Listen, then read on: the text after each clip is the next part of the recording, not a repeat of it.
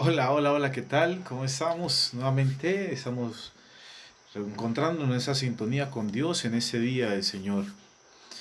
Día dedicado a su palabra, en el cual nos llama a ser buenas tierras para que pueda dar semillas buenas Él y nosotros producir buenos frutos. Vamos a meditar en ese día el Evangelio según San Mateo en el capítulo 13, versículos del 1 al 23. Aquel día salió Jesús de casa y se sentó junto al lago, y acudió a él tanta gente que tuvo que subirse a una barca.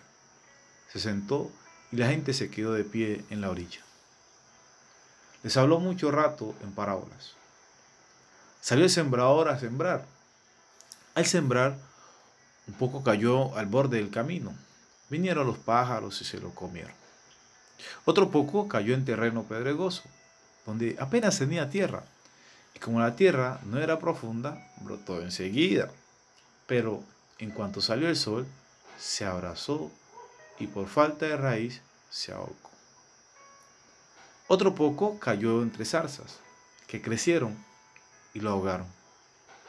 El resto cayó en tierra buena y dio granos, unos cientos, otros 60, otros 30.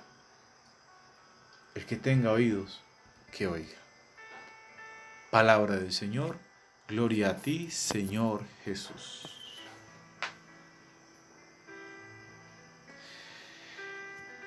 Hoy podríamos considerar la parábola del sembrador, que tiene una fuerza y un encanto especial porque es palabra del propio Jesús. El mensaje es claro. Dios es generoso sembrando, pero la concreción de los frutos de su siembra depende también y a la vez de nuestra libre correspondencia. Que el fruto depende de la tierra donde cae es algo que la experiencia de todos los días nos lo confirma. Por ejemplo, entre alumnos de un mismo colegio y de una misma clase, unos terminan con vocación religiosa y otros siendo ateos. Han oído lo mismo, pero la semilla cayó en distinta tierra. La buena tierra es nuestro corazón. En parte es cosa de la naturaleza, pero sobre todo depende de nuestra voluntad. Si ya sabemos, hay personas que prefieren disfrutar antes que ser mejores. No, que va, hombre, yo no voy a cambiar. Yo sigo disfrutando mi vida, así sea que en ellas se cumple lo de la parábola, las malas hierbas. Es decir, las preocupaciones del mundo y las seducciones de la riqueza ahogan la palabra y queda sin fruto. Pero quienes en cambio valoran el ser, acogen con amor la semilla de Dios y la hacen fructificar, aunque para ellos tengan que mortificarse, ya lo dijo Cristo, si el grano de trigo no cae en tierra y muere, queda solo, pero si muere da mucho fruto. También nos advirtió el Señor que el camino de la salvación es estrecho y angosto, lo que mucho vale, mucho cuesta. Y por eso hay un dicho que nada de valor se consigue sin esfuerzo. El que se deja llevar de sus apetitos tendrá el corazón como una selva salvaje. Y por el contrario, los árboles frutales que podan dan buenos frutos. Así las personas santas no han tenido una vida fácil, pero han sido unos modelos para la humanidad. No todos estamos llamados al martirio, ciertamente, pero sí a alcanzar la perfección cristiana. Viéndolo bien, después de contar esa parábola, Jesús concluye así: que tenga oídos que oiga. Cuando pasa a explicar a los discípulos su narración, le dice: oír lo que significa. Eso significa que la clave para comprender el mensaje de Jesús tiene que ver con el oído, con la escucha de su palabra, la palabra del Rey. Él está preocupado porque el corazón de su pueblo está embotado, son duros de oído, y por eso proclama una nueva bienaventuranza: bienaventurados vosotros y bienaventurados vuestros oídos porque oyen. Evidentemente que Jesús no se refiere a la capacidad auditiva, la de captar palabras y enterarse, de informarse de su contenido. No, sino permitir que esas palabras sean comprendidas, que afecten al corazón, la propia vida, que afecten los sentimientos, que afecten los valores, pero también que afecten las manos, que lleven a ser, que lleven a transformar, que lleven a dar frutos. El año pasado, en septiembre, el Papa Francisco marcaba en el calendario litúrgico un domingo de la Palabra de Dios.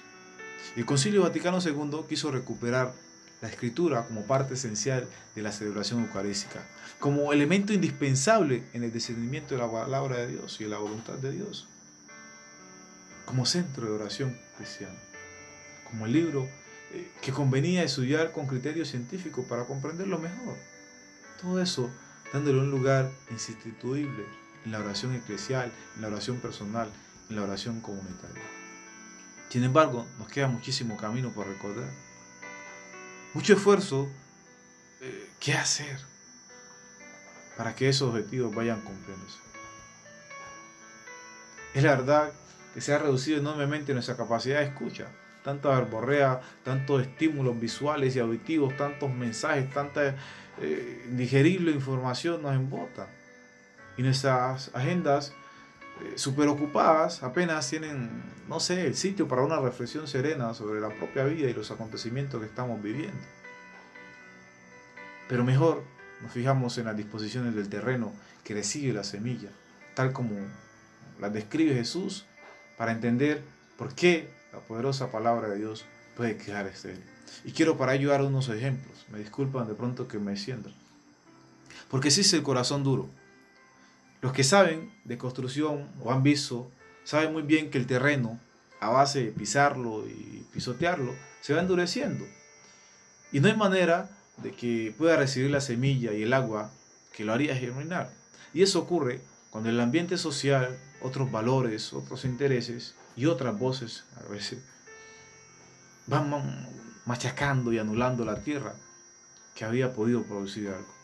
Pero queda uniformada la semilla y rebota. No nos dice nada. No la entendemos. No va con nosotros. Acaba al borde del camino, fuera de nuestra vida. Y la semilla nos la roban sin que nos demos cuenta, ni que nos demos por enterados.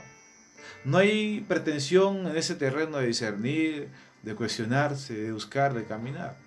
Es la pasividad y la indiferencia ante la semilla. O sea, no me interesa. Y está también el corazón inconstante.